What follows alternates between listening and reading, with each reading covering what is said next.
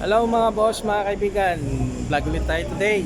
And thank you for tuning in again sa ating munting channel. Mga papapanood, matutunghayan dito sa aking vlog ngayon. Sa episode na to is meron tayong Ford Everest, meron tayong Innova 2022, and meron ding 2023 Mitsubishi Expander. So samahan niyo po ako dito sa vlog para makita niyo yung mga update, and huwag din kalimutan mag-subscribe para lagi kayong updated sa mga bago kong upload na video. So hindi ko napapatagalin pa, i-start na natin. Ito mga kaibigan, 2023 Mitsubishi Expander Cross.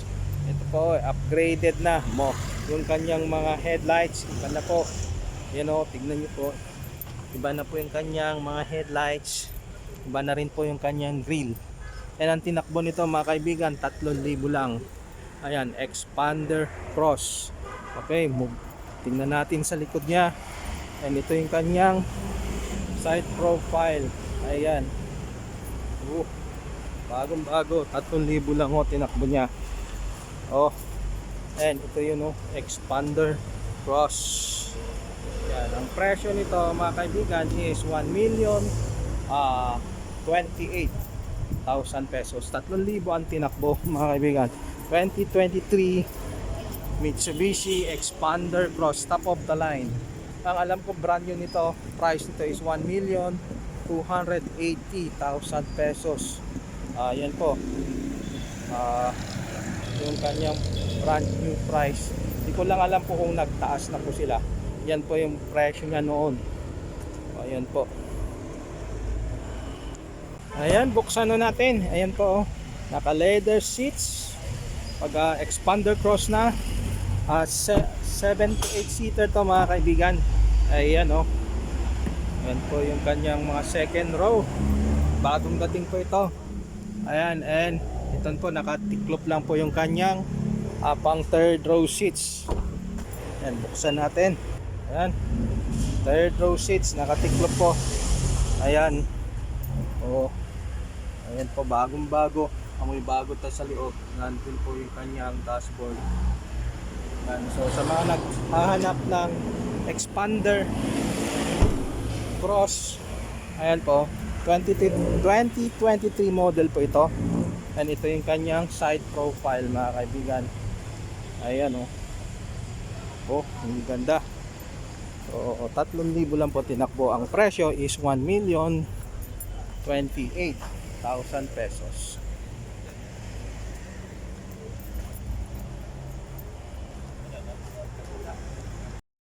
Another SUV mga kaibigan, 2020 Ford Everest 4x4, automatic transmission, diesel, kulay itim mga kaibigan.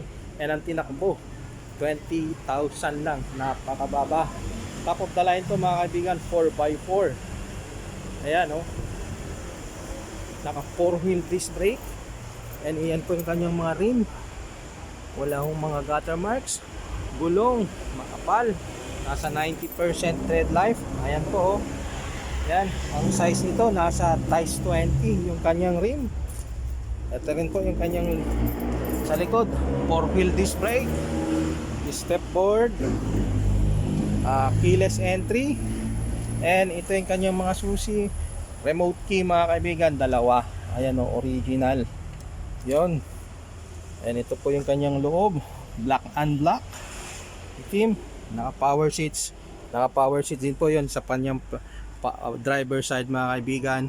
And ito rin po yung kanyang, dahil titanium ito mga kaibigan, 4x4, naka panoramic sunroof mga kaibigan. Ayan, push start na rin to. Ito yung kanyang push start. So 20,000 pang tinakbo. And ito rin po yung kanyang second row. Ayan. Napakasariwa. And automatic na rin po yung kanyang third row seats na nagfo-fold. Automatic folding na po yan. And automatic tailgate to. Hindi ko lang mapakita ngayon dahil nandito may gipit po yung lugar. Pero yan, pag po ang feature ng 4x4 na Ford Everest mga kaibigan is automatic tailgate. And ito po yung kanyang 4-wheel drive titanium. So ang presyo nito mga kaibigan 2020 Ford Everest Titanium 4x4 is 1,548,000 pesos. Ayan po, 20,000 lang po ang tinakbo, 20,000 plus. So number ko nandyan sa screen sa mga naghanap ng ganito po mga kaibigan, 4x4 na Ford Everest. Another SUV mga kaibigan, 2020 Toyota Fortuner V variant 4x2 automatic transmission, diesel. Ay, 19,000 plus lang po ang tinakbo, kulay gray metallic. And nabanggit ko kanina, V variant. Ito po yung kanyang senyales pag V variant. Ito nikilado po ito yung kanyang lining. And buksan natin, power seats ang kanyang driver side. Yan po, kulay brown mga upuan. And ito yung kanyang tinakbo, eksakto 19,801. Yan mga kaibigan. And ito yung kanyang dashboard, center console. And po, pag Toyota, meron siyang eco mode at saka power mode. And po maayos itong sasakyan. Ayan, walang mga sira. Maganda. And ito po, tingnan nyo po yung kanyang mga upuan. Malinis po, maayos, well maintained, presentable po dito sa loob. And kanyang tailgate po mga kaibigan is automatic tailgate yan pag V-bar yan. Ayan. And kanyang mga gulong, naka Bridgestone 18 inch ang kanyang rim. And naka disc brake po lahat, 4-wheel disc brake. And ang presyo nito mga kaibigan is 1,498,000 pesos. 2020 Toyota Fortuner V 4x2 automatic transmission, diesel. 19,000 lang po ang tinakbo. So sa mga interesado, number ko nandiyan sa screen, sa mga screen mga kaibigan. Advise niyo po ako one day before. 2022 Toyota Innova E-Variant 2.8 liters automatic. Ang baba ang tinakbo rin is nasa 14,000 plus, kulay itim, 100% original paint mga kaibigan. Yan, pag natin kagad. Punta tayo doon sa kanyang likuran, gate.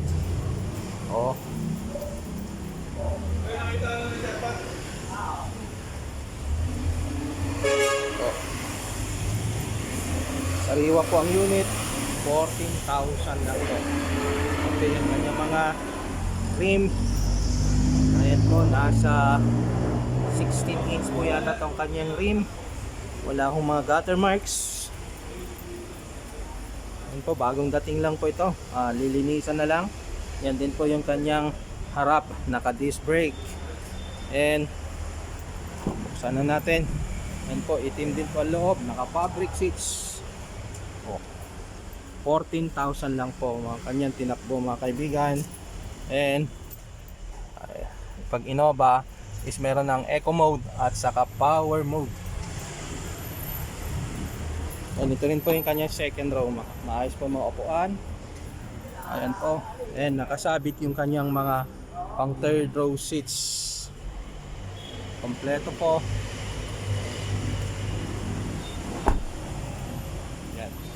So sa presyo is nito mga kaibigan, 2022 Toyota Innova 2.8e is 1,158,000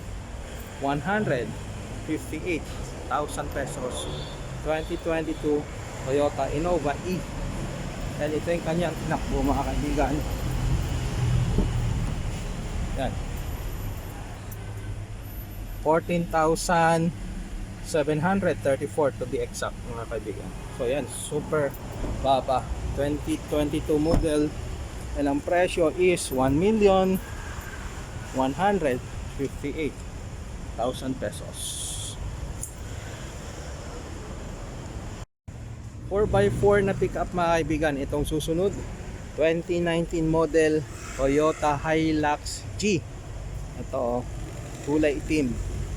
Ang tinakbo is 37,000 lang. And So, bagong dating din to mga kaibigan. Yan, makikita nyo mga bintana, naka body color lahat, door handles, side mirror, and original pa lahat mga ilaw nya.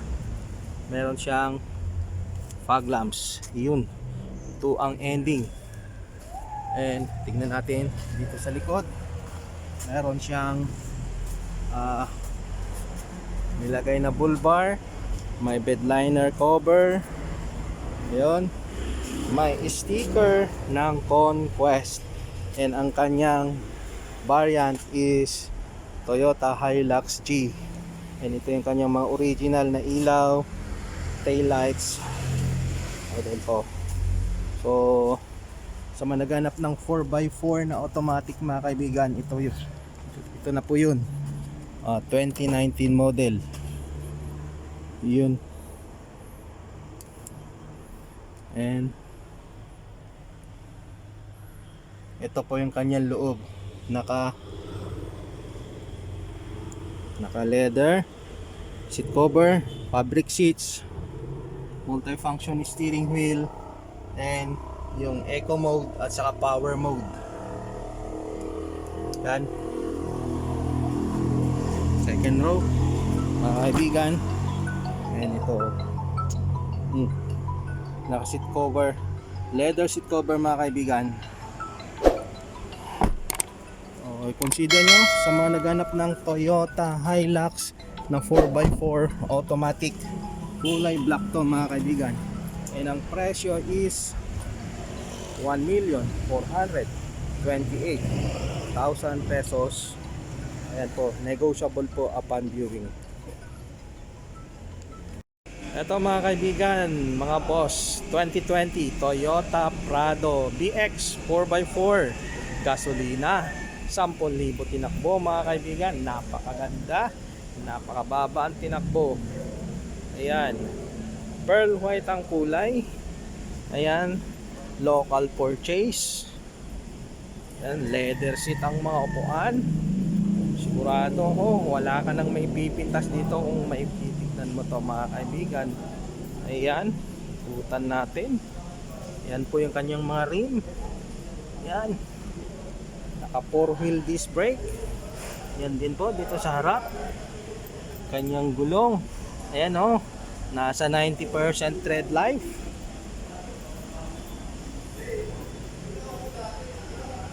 Ayan, kompleto susi nito, dalawa, original. Merong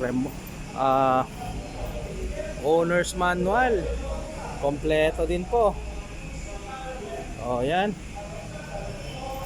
pakita ko ngayon loob nya. Ayan po, leather seat, naka power yung mga upuan. Ganon din po sa passenger. And ito yung kanyang tinakbo mga kaibigan. Ayan o, ayan, pinofocus ko, 10,979. Ayan o, kanyang mga center console o dashboard. And meron siyang mode dito mga kaibigan. Meron siyang eco mode, normal mode, at saka sports mode. Ayan po mga kaibigan, mga upuan niya. Ano, walang kasira-sira, maayos po lahat.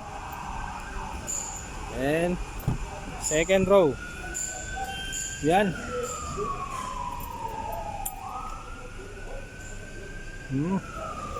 And kita ko rin po dito sa pinakalikod niya.